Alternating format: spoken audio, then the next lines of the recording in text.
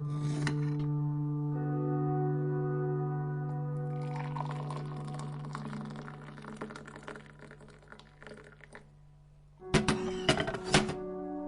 to Coffee Break with Jess. This is the place to get a much needed break from the chaos of life, come together, and refill. Together, we'll tackle some hard truths and be redirected to the success that we are meant to have. Being freed from the trauma, pain, and upset, disappointment that we may be carrying, this is a place where we lay it to rest. The worst thing about being intentional with the plan and the vision that God has given you, the call that He's put on your life, the worst thing is the cycle that starts. The cycle of fear, the cycle of anxiety. And I know the last 2 episodes, we really touched on this too, but nobody really talks about breaking that cycle of insanity where you've gotten the same thing has happened so many times over and over and over. It becomes a cycle. We talk about cycles with relationship, but we rarely talk about cycles with just us living and doing what God told us to do. One of the core pieces that the enemy is going to try and do to derail you is to help put you in this cycle. Then help you go ahead and just, sprinkle a little bit on helping you get into this cycle so that you could be so wrapped up in this tornado of insanity that you can't complete what you need to complete. And if you can't complete it, then what does that do with your relationship? God, you said this was going to work. You told me to do this and I'm doing it. And this is happening. I haven't even completed it. I haven't done what you asked me to do. I haven't been able to. I've been so hit with depression. I've been so hit with anxiety. I started it. I'm trying to keep going. I don't understand what this is. And if you look at the definition of insanity, it is doing the same thing over and over and over again. And it's going to give you the same result each time that you do it, no matter how many times you do it. Now, it doesn't make sense because, like, if you told me that this is what I'm supposed to do and I'm doing it, and now I'm in this cycle of insanity, tornado of insanity, just doing it over and over, thinking I'm going to get a different result, thinking this time that I'm going to actually complete it and actually get to where you wanted me to get. When you think of a tornado, because I've kind of painted this picture, it has to have the perfect wind, the perfect temperature, the perfect terrain to become a tornado. To even become a tornado and then move into the different stages and strengths of a tornado. So as you're starting into your cycle, the quicker you identify that, wait a minute, hold on. Didn't I do this last time? And I tried to do this. Hold on. Let me turn back. But God, are you sure we're going this way? Can you update the directions of where I need to go? Is this the place that I need to be? Are these the people that I need to do it with? Do I have the right tools? Do I have what I need? And just taking a moment to identify where you stand. That can change completely the trajectory to your success. Just taking those small steps throughout. Like in the last episode, we talked about just starting small, strategizing, celebrating your accomplishments. I'd rather take care of a mini tornado than to take care of the biggest category tornado that's going to cause the most destruction. I kind of want to start down here. I want to be able to identify. I want to get to that first step, like, great, thank you.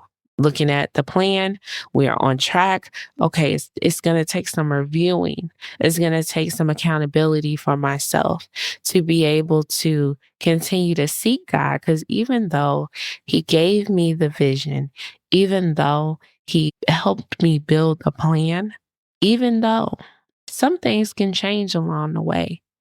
And if I cancel him out of the plan, then I can never get that vision or those updates that he would give me. It's like on Google Maps. Sometimes you're riding down the road and it's like, hey, you may be on the fastest route, but there's an accident coming up.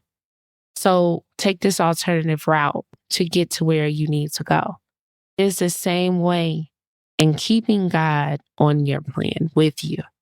Keeping God with you as you accomplish those small strategized accomplishments. If our tornado takes perfect wind, the perfect temperature, and the perfect terrain, then if I start with God and I keep going with God, none of those things can be perfect because fear can't live if I'm walking with God. So it can't make me spiral into depression because I'm staying focused on God. I'm gonna stay obedient to what I need to do. Yeah, it's gonna get hard.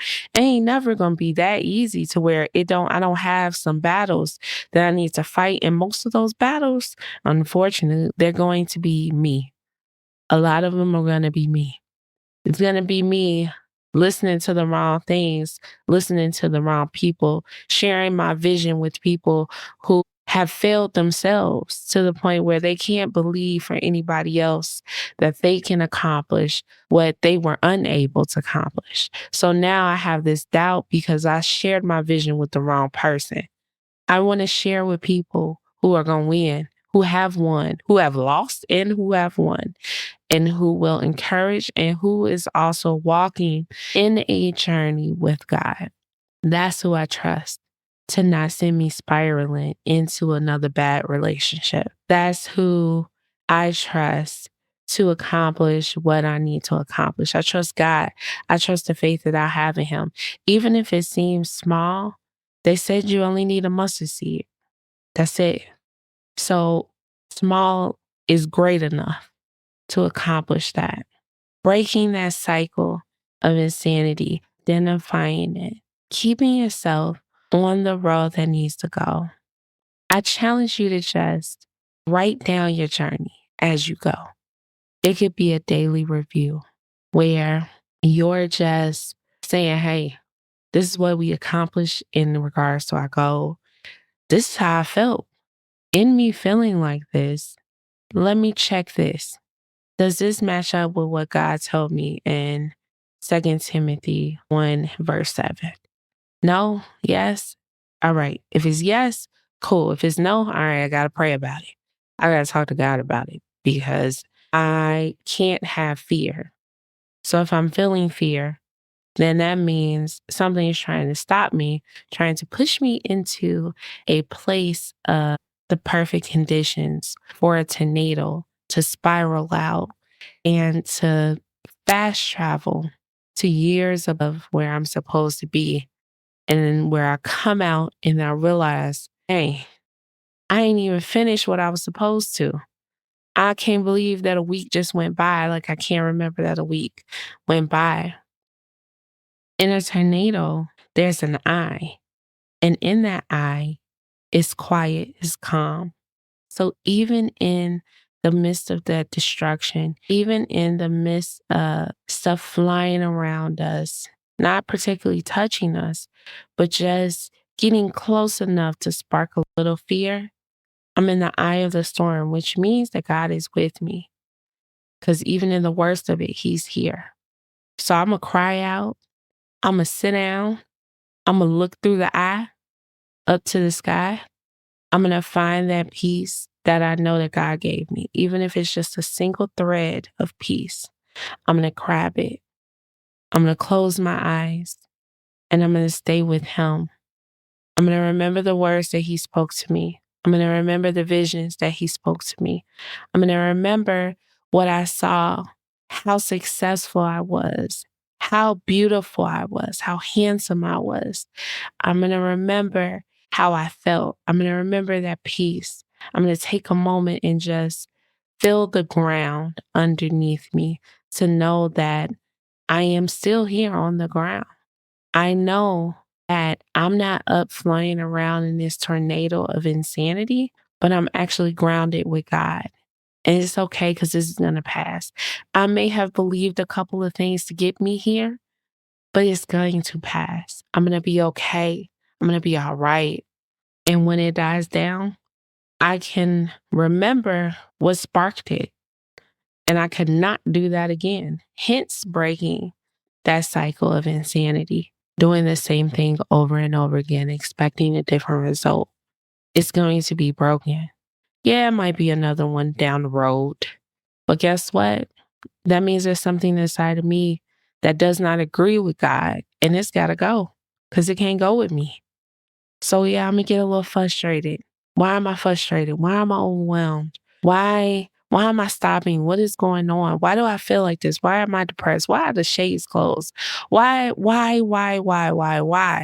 Just like I ask myself, what if? I ask myself, why? Just like I might try and question God. Why did you let this happen? I need to be looking at myself. Why did you let this happen? What did you do? Oh, I ain't eat breakfast 3 days in a row. Well, that sparked a migraine, which tanked my entire accomplishment list because I didn't accomplish anything because I was in the bed. I was laying there. I didn't feel good. I was in pain. I didn't understand why this was happening to me when I was the problem. I didn't eat breakfast. I didn't give myself a good start. I know that if I eat even just something small, it's going to help me carry on and throughout my day. I'm not going to fail myself because I ate breakfast. I did these things that I know will give me a different result. Continue to do it scared. Even when you fall, you're in the perfect position to pray. You're in the perfect position to remember what God told you. When you get up and you start walking again, you're in the perfect place. You're in the perfect place. You continue walking and you're completing what you're supposed to be doing.